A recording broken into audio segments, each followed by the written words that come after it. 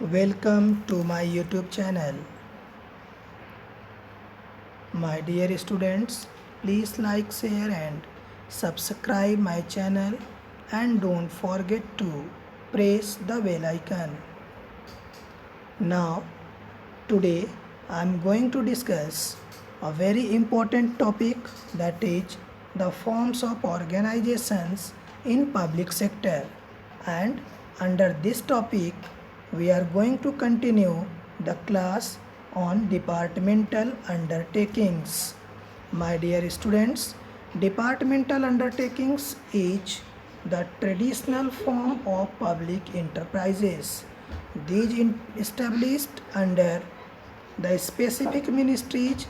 It is managed by central or state government, and they perform the work with the help of officers of the government, and its employees are known as government employees such as Indian Railway, Defense, Atomic Power, Post and Telegraph Department.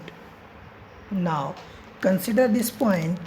As earlier I have discussed this point, that under the public sector enterprises there are 3 points.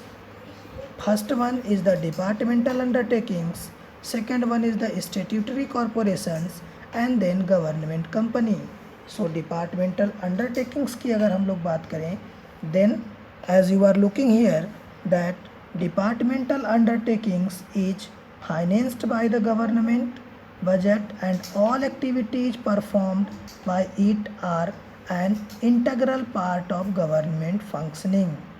देखो, अगर हम लोग departmental undertakings की बात करें, जैसा कि point आप देख पा रहे हो कि it is the traditional form of public enterprises, and अगर इस डिपार्टमेंटल अंडरटेकिंग की हम बात करें, then it is established under the specific ministries and managed by the central और स्टेट गवर्नमेंट.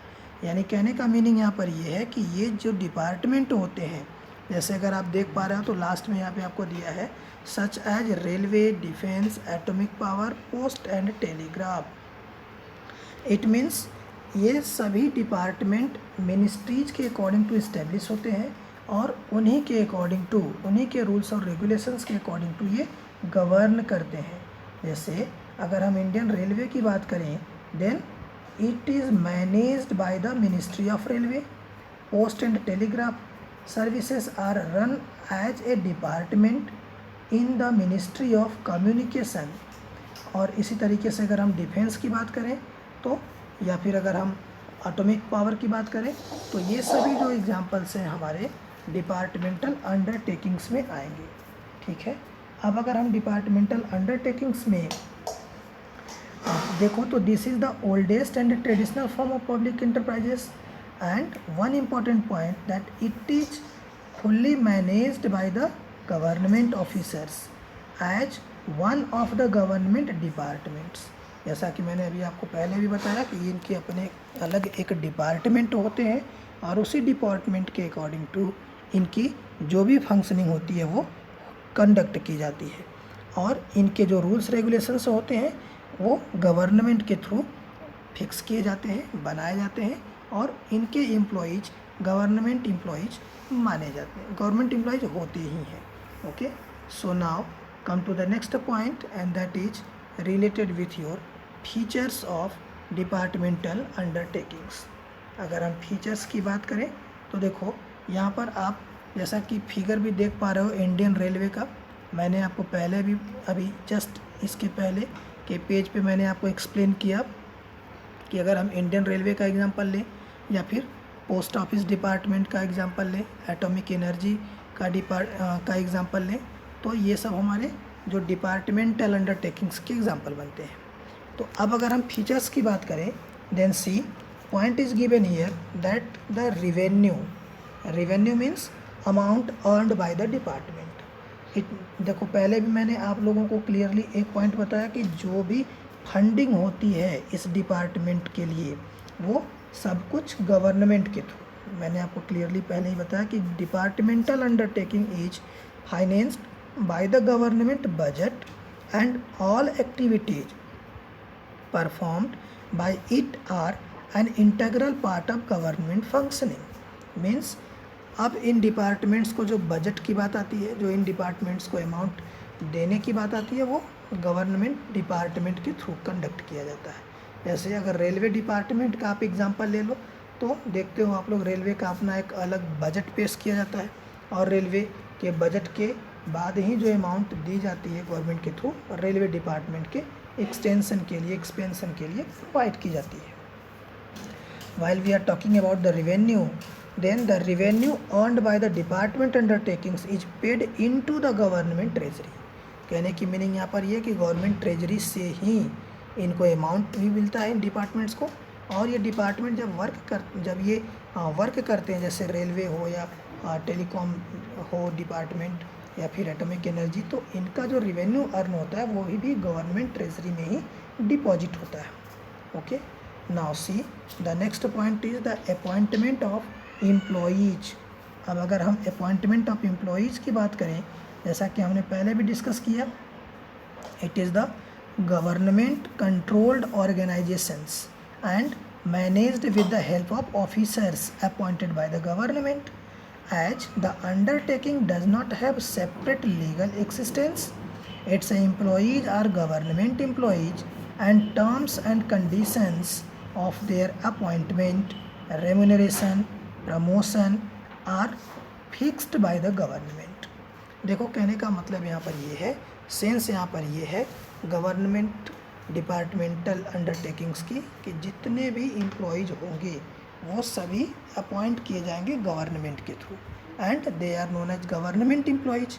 इनके अपॉइंटमेंट की बात, इनके remuneration in the sense salary और वेजेज की बात, या इनके प्रमोशन, ये सारी चीज़ें गवर्नमेंट के थ्रू फिक्स की जाती हैं. Now consider the next point and that is the management and control.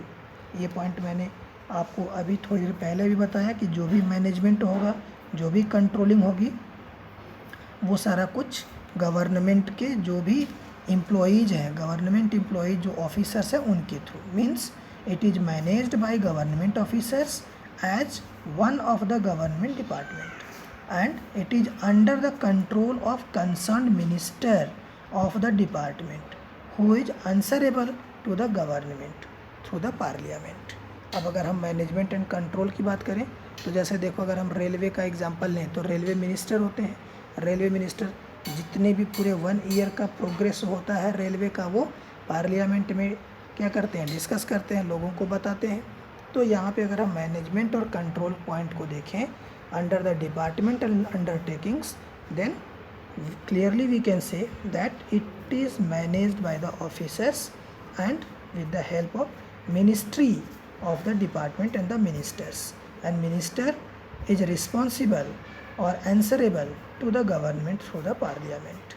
Okay, and now the next point is the accountability and control also you can say, or accountability.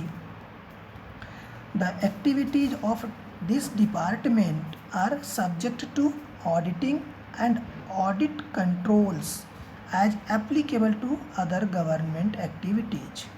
देखो कहने का sense यहाँ पर यह है कि अकाउंटेबिलिटी और responsibility की अगर हम बात करें तो ये जो ऑर्गेनाइजेशन है, डिपार्टमेंटल अंडरटेकिंग्स है, इनके जितने भी वर्क परफॉर्म किए जाएंगे उन सभी परफॉर्म वर्क के ऑडिट होंगे और ऑडिट को गवर्नमेंट के सामने टाइम टू टाइम प्रेजेंट किया जाएगा.